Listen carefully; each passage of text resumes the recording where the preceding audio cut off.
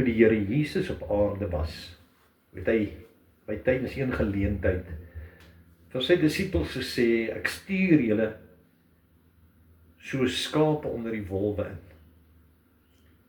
En hy het vir hulle hierdie woorde gesê, wees versigtig soos 'n slang en opreg soos 'n duif. En u weet, so ook kom ons en kyk ons na ander kere wat die Bybel vir ons waarsku om ook versigtig te wees en nugter te wees. En dit is met hierdie wonderlike gebeure wat vir ons voorlê en wat die hoop en die moed vir baie Christene vanaf die vroegste tye, vanaf die vroegste toe Christene so geweldig vervolg is, het hulle vasgehou aan hierdie boodskap. En al reeds 2000 jaar gelede is hierdie dag vir ons voorgehou en is dit as bemoediging vir ons gegee en praat die Bybel daarvan as die parousia of die koms van die Here. Nou, die Bybel waarsku ons om nugter te wees met die omgang van die wederkoms. Want daar is al soveel dinge deur die geskiedenis het ons ondervind, hoe mense werklik ingeneem was deur hierdie gebeure en die verwagting wat hulle gehad het. En geen probleem daarmee nie.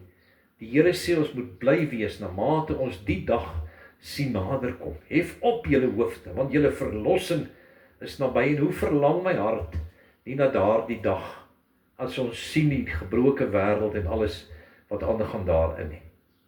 En dit is dan ook so dat Paulus waarsku sy lesers en sê vir sy lesers in die woord, luister, wees versigtig en wees nugter. Want wat mense in daardie tyd gedoen het, hulle het heeltemal passief geraak en gaan stil sit. Hulle het tot passiviste geword, nie meer aktiviste nie. Hulle het hulle normale werk gelos, hulle het gewag en passief gaan sit en wag op die wederkoms. Ander het weer aktief uitgegaan en het gepromoveer. En so kry jy deur die eeue dat baie was aktiviste en baie was passiviste. En so sien ons dat daar geweldig baie dinge deur die eeue ontstaan het as gevolg van die kontroversiële tyd, of soos die mense dit maak, die kontroversiële tyd of aspek van die wederkoms. Omdat ons verskillende beskouings het en verskillende, kan 'n mens sê, oortuigings, sê die Bybel, daarom beskou ons hierdie dinge baie keer uit verskillende oogpunte. Want die Bybel sê een eet groente en die ander eet nie groente nie. En tog kyk God na die hart agter dit alles. En daarom kan 'n mens kyk na die hart van mense agter hierdie dinge. Baie Christene is want daar 'n saak van soos ons word passief. Ons gaan nou maar wag vir die wederkoms. Want wat help dit, ons gaan nou aan vorentoe.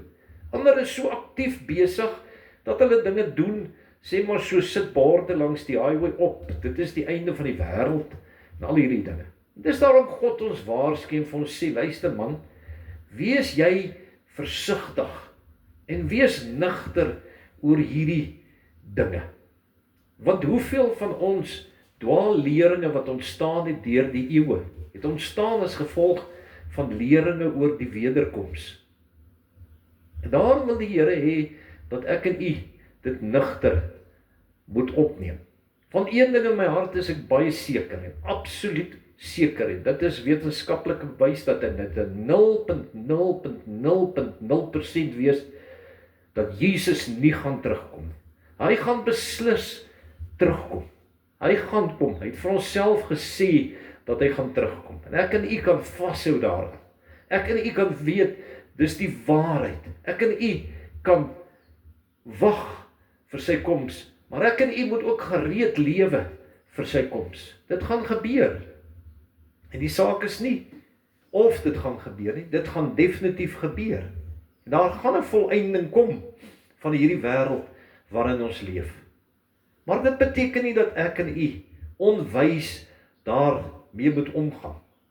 En dat ek en u die Bybel wil manipuleer om te sê soos ons graag wil hê, dit moet wees nie. En ek vir u gewys, ons sit almal met verskillende oortuigings, en nou wil ons oortuigings op mekaar afdruk en goed. Nee, ons kan almal 'n verwagting hê, dat die Here gaan kom. En ek wil u uitnooi, onthou, die Here het vir ons vertel daar die pragtige gelykenis, hoe dit gaan lyk met die kerk van die Here, die koninkryk van die Here, voordat hy gaan kom. Het vir ons gesê, dit sal wees soos 10 maagde. 5 van hulle was gereed, 5 van hulle was lou. Toe die bruidegom kom, en daar die gelykenis was hulle nie gereed nie. En net so is daar baie mense, wat nie gereed gaan wees vir die koms van die Here nie. Baie Christene, wat maar aangaan, soos wat hulle die pad langs. Die Here wil hê ek en u moet gereed wees. En daarom sê hy, des te meer ons die dag sien nader kom, moet ons ook nie, byvoorbeeld ons onderlinge byeenkomste versuim nie. Ons moet daar wees. Ons moet daar wees waar die kinders van die Here byeenkom. Ons moet daar wees.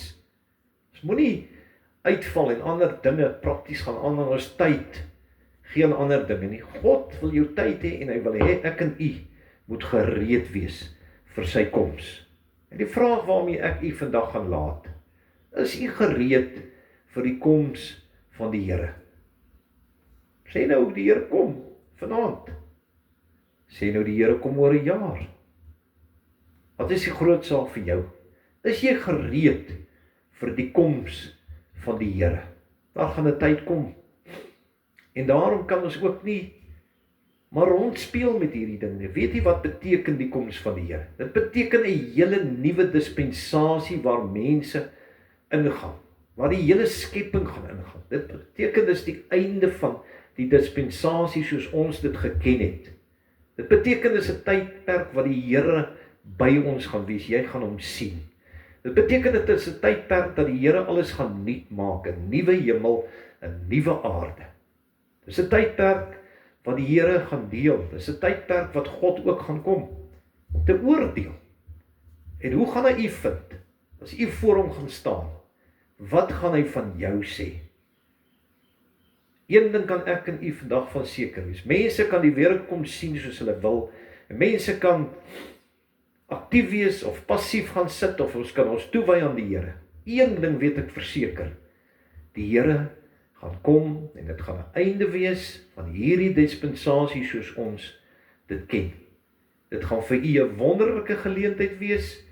Dit gaan vir baie 'n geleentheid wees waar hulle gaan sê, heuwels val op ons, berge bedek ons. Dit gaan vir jou 'n geleentheid wees wat jy gaan bly wees en God gaan aanhang. Of dit gaan 'n geleentheid wees wat jy die oordeel van God in die oë gaan staar.